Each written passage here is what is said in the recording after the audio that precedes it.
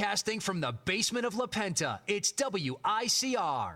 Hello, everyone. Welcome back to the Sports Fall Jersey. Joe Archino back here, and the Golden State Warriors now have 3 more chances to make history and get to the 73-win marker that they've coveted so desperately this season. And, of course, this kind of all being happening now with their 70th win of the season coming after last night where they defeated the San Antonio Spurs 112-101. But it's one of those things where when the Warriors look back at it, you know, they've got 3 more chances to break the greatest record all time in the NBA in terms of just total wins in the season. They have a chance to do something I don't think any of us ever believed might ever happen again. 72 wins is almost still, to me, unthinkable. I mean, you won 72 games and you lost 10 in a season. That is remarkable, but the Warriors still stand with that record, still possible. Where the difficulty lies is in Steve Kerr and what he has to decide. Of course, he said he's inclined to rest players with the playoffs right around the corner. They clinched the number 1 seed in the Western Conference with that victory, so their future is locked up. But what the task at hand is trying to get that 73 wins. And he talked about after the game where he has made a pact with his players that it's up to them. It's whatever they want to do. If they want to try to get the record, he's not going to restrict them or not let them play because he understands. Steve Kerr was on that team that won the 72 wins. He knows what it was like to go through that. And being a player who holds that record, he was in the position that Stephen Curry is in, that Klay Thompson is in, that Draymond Green is in. Of course, Draymond Green expressed a little bit of fatigue just the other night, but right now, the record is in reach. Now, they play 3 games left, as I said, at Memphis this Saturday, then San Antonio on Sunday, and then they finish things off against Memphis at home at Oracle Arena. But those 2 road games are not easy, and we all understand at this point what Greg Popovich normally does. He is always in the business of resting up his players. Now, his guys really did get a good go of the game last night, but now that everything basically has been decided, the Spurs can't get the number 1 seed. The Warriors locked it up after last night.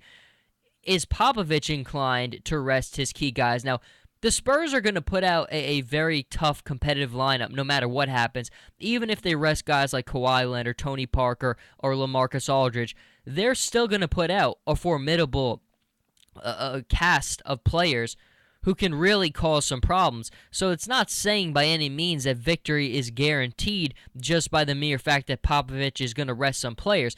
But I think it's more likely than not that the Warriors would stand a better chance. And we all kind of know what history says. History says the Warriors have struggled tremendously beating San Antonio on the road. It would really probably take the implications to change for the victory to follow for Golden State. And then Memphis, again. Memphis is another team where you just can't sleep. They have had a down year compared to their standards the last few seasons that they've set. But even Memphis is a team that's started to find themselves a little bit more in the second half, and that's no easy game by any means because the Warriors all season, for the most part, except for this current run where they lost to the Celtics and then they lost to the Timberwolves, it seems like they do struggle more on the road than they do at home getting their rhythm and getting in their identity. But if you're one of those players, how do you not chase 73? I mean, how do you not? You have 3 more games to try to break that record. And if you're Stephen Curry, Curry's been vocal about it all year. He wants the record. I think that's one thing that makes this kind of easy for the Warriors players is they're a very young team. They travel well because they're so young. They don't have the same fatigue issues that a team that's built with a lot of veteran players might be. And on top of that all, they have the level of balance and depth, which helps them out tremendously. And when you have those factors that help you out, it makes me not as worried. And some people say, well, what about the injury thing? And even Steve Kerr addressed that. I mean, and he basically said you could get injured in practice. Injuries are always possible. That's not the reason he wouldn't play his guys. He's just a little bit worried about this back-to-back trip on the road in Memphis and then San Antonio and then one more game at home because again, you go back to the kind of the old motto, and even Andrew Bogut kind of echoed it the other day. It don't mean a thing if you don't get that ring, and that really is the ultimate case. Getting 73 wins in a season would be very nice, but if you don't put a ring on top of that all, well, that 73 wins certainly doesn't mean anything. And even if that was the case with the Chicago Bulls, if the Chicago Bulls went 72-10 that season and they lost to the Seattle Supersonics in the finals that year, well, that 72-10 really would not have meant as much, and certainly that is the same exact case with Golden State. But you would think Kerr's going to have a very hard time getting his players to want to say they want to rest, because the record is so obtainable. It's right in front of your face. It's 3 more games. Yes, it won't be easy. Nothing in this game is easy. Everything is worked hard for, but the Warriors, they've wanted it, and I do still think they'll chase it. And I think it'd be good for basketball. I've always said all along, I know a lot of the Chicago fans want that record tied to their team, but it's a different game, it's a different era, and this is certainly a league defined by different players now. And the Warriors are a very likable team. This is a team that wouldn't work this way if they didn't have the pieces in place that they do.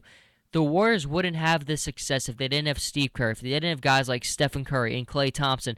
Their unselfishness is what makes them so unique. You have guys on this team who really play the same way. Curry and Thompson play the same way, and that would not work on certain teams.